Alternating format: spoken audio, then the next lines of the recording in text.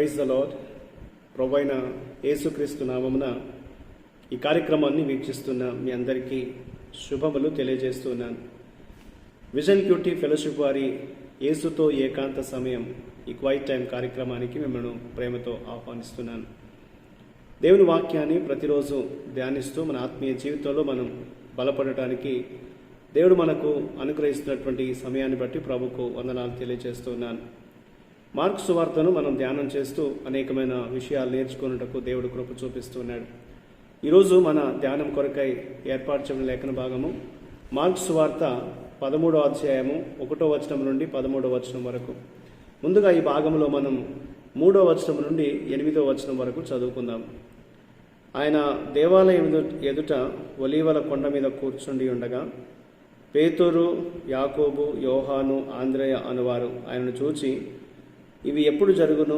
ఇవన్నీ నెరవేరబోవు కాలమునకు ఏ గుర్తు కలుగును? అది మాతో చెప్పుమని ఆయనను ఏకాంతమందు అడగగా, యేసు వారితో ఇట్లు చెప్పసాగెను, ఎవడును మిమ్మను మోసపుచ్చకుండా చూచుకొనుడి. అనేకులు నా పేరిట వచ్చి నేనే ఆయనని చెప్పి అనేకులను మోసపుచ్చెదరు. మీరు యుద్ధములను గూర్చియు యుద్ధ సమాచారమును గూర్చియు వినున్నప్పుడు కలవరపడకుడి. ఇవి జరగవలసినవి, కానీ అంతం వెంటనే రాదు. జనం మీదికి జనమును, రాజ్యం మీదికి రాజ్యమును లేచును. అక్కడక్కడ భూకంపములు కలుగును, కరువులు వచ్చును. ఇవే వేదనలకు ప్రారంభం. ఈనాటి లేఖన భాగం ఆధారంగా మనం ఏర్పాటు చేసుకున్న అంశం ఏదనగా ఆలయ నాశనము మరియు చివరి రోజులు, the destruction of the temple and the last days. నేటి వాక్య భాగం యొక్క సారాంశాన్ని మనం ఆలోచించినట్లయితే, యేసు ప్రభు శిష్యులు చివరి దినమును గురించినటువంటి గుర్తులు యేసు ప్రభుని అడిగినప్పుడు యేసు ప్రభు వారికి ఈ విషయాన్ని తెలియజేస్తున్నాడు. యేసు దేవాలయము నాశనం అవుతుందని ముందే చెప్పినప్పుడు అది ఎప్పుడు జరుగుతుందని, వాటి గుర్తులు ఏమిటని యేసును వారు అడిగినట్లుగా వాక్యలో మనం చూస్తూ ఉన్నాం. అప్పుడు యేసు ప్రభు వారికి చెప్పినదేమనగా, అబద్ధ క్రీస్తులు వస్తారని, యుద్ధములు జరుగుతాయని, సంఘర్షణలు మరియు ప్రకృతి వైపరీత్యాలు ఇవన్నీ కూడా ఎదురవుతాయనే విషయాల గురించి యేసు ప్రభు వారికి చెప్పాడు.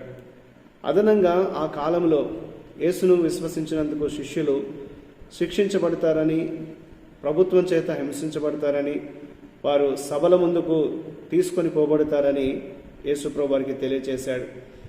అయితే వారు ఎప్పుడైతే విచారించబడుతూ ఉంటారో, వారు విచారించబడినప్పటికీ పరిశుద్ధాత్మ వారికి ఏం చెప్పాలో వారికి తెలియజేస్తూ వారిని ఏం మాట్లాడాలో వారికి అందిస్తాడనేది యేసు ప్రభు వారికి వాగ్దానం చేశాడు. అయితే రోమా సామ్రాజ్యం అంతటా కూడా సువార్త విస్తరింప చేయబడుతుందని, వీరు వ్యాప్తి చేస్తారనే విషయాన్ని కూడా యేసు ప్రభు వారికి వాగ్దానం చేశాడు. శిష్యులు తృణీకరించబడతారు, హింసించబడతారు, కానీ చివరి వరకు ఎవరైతే స్థిరంగా ఉంటారో, స్థిరంగా ఉన్నవారికి రక్షణ ఉంటుంది. కాబట్టి పట్టుదలగా ఉండమని యేసు వారిని కోరినట్లుగా ఈ లేఖన భాగం మనకు తెలియజేస్తుంది. ఇందులో మనం నేర్చుకోదగిన పాఠాలు మనం గమనించినట్లయితే 9 నుండి 11 వచనాల్లో సువార్తపై మనకున్న నమ్మకము ఈ ప్రపంచపు విలువలకు విరుద్ధంగా ఉన్నందున ఈ ప్రపంచం మనల్ని ద్వేషిస్తుంది మరియు అణిచివేస్తుంది. ఈ లోకపు విలువలకు మనం వేరుగా ఉండడాన్ని బట్టి, సువార్తపై మనకున్న నమ్మకాన్ని బట్టి, మనం జీవిస్తున్న తీరును బట్టి లోకం మనల్ని ద్వేషిస్తుంది. ఇది జరిగినప్పుడు పరిశుద్ధాత్ముడు మనతో ఉంటాడని, ఈ క్లిష్ట పరిస్థితిలో కూడా సువార్తను వ్యాప్తి చేయడానికి, ఈ యొక్క పరిస్థితుల్ని మనకు అవకాశాలుగా మార్చడానికి దేవుడు సహాయం చేస్తాడని యేసు ప్రభు మనకు జ్ఞాపకం చేస్తూ ఉంటున్నాడు. కాబట్టి సువార్తను కొట్టివేయడానికి, సువార్తను తుడిచివేయడానికి ప్రయత్నించే శక్తివంతమైన వ్యక్తులు నిజానికి వారు కూడా సువార్త అవసరమైనటువంటి వారు, వారికి కూడా సువార్తను అందించాల్సిన అవసరత ఉంది అనేది ఈ సత్యం మనకు తెలియజేస్తుంది. అలాగే మనం 12వ వచనం నుండి 13వ వచనం వరకు గమనిస్తే, సువార్త కొరకు శ్రమపడే వారికి రక్షణ ఎదురు చూస్తుంది. అందుకే విశ్వాసులు చివరి వరకు సహించుటకు పిలువబడ్డారని ఈ వాక్య భాగం మనకు జ్ఞాపకం చేస్తుంది. ఎలాంటి శ్రమలు సువార్త నిమిత్తం మనకు వస్తున్నా చివరి వరకు మనం నిలిచి ఉంటే దేవుడిచ్చేటువంటి రక్షణ భాగ్యాన్ని సంపూర్తిగా మనం అనుభవిస్తామనేది దేవుడు మనకు జ్ఞాపకం చేస్తూ ఉంటున్నాడు. కాబట్టి మనం సువార్త ప్రకారం జీవిస్తున్నప్పుడు కష్టాలు పొందినా, అసౌకర్యాలు మనకు ఎదురైనా అవన్నీ కూడా జీవితంలో మనకు భాగమవుతాయనే విషయాన్ని గుర్తుపెట్టుకోవాలి. కాబట్టి మనం సువార్త కోసము మన డబ్బును పోగొట్టుకునే లేదా ఎగతాళి చేయబడే సందర్భాలు కూడా ఎదురవుతూ ఉంటాయి. కాబట్టి వీటన్నిటిలో కూడా మనం దేవుని వైపు చూస్తూ మన ఆత్మీయ జీవితంలో స్థిరంగా నిలబడాలనేది దేవుడు మనకు జ్ఞాపకం చేస్తూ ఉంటున్నాడు. ఇవన్నీ కూడా జరిగినప్పటికీ మనం సువార్త నుండి వైదొలగకూడదు. సువార్త మార్గము నుంచి ఎప్పటికి కూడా మనము దూరంగా వెళ్ళకూడదు అనేది దేవుడు మనకు ఈ లేఖనం ద్వారా జ్ఞాపకం చేస్తూ ఉంటున్నాడు.